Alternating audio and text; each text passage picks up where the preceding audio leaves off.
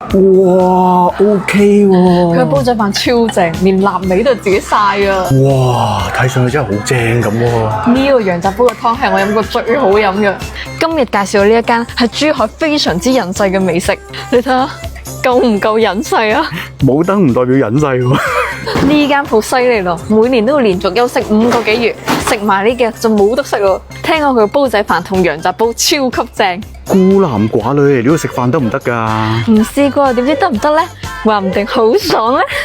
教他正喎，完全冇人。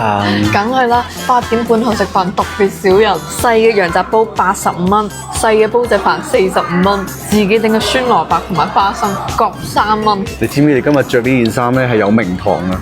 咩名堂？老煎豬華。哇！好清甜啊，係紅棗、枸杞、竹蔗調出嚟嘅味，係天然嘅感覺。呢個湯真係正到冇朋友喎！有冇你嘅老奸巨猾咁正啊？真係冇，試下佢嘅羊雜先。係清淡型，再加爽口嘅口感。佢唔係嗰啲好腍嘅羊雜，但係咧佢又唔怕韌。我覺得佢軟硬度掌握得好好。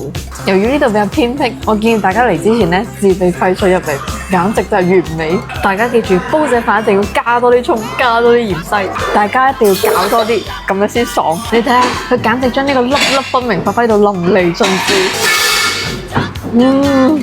呢個係一個100分嘅臘味煲仔飯。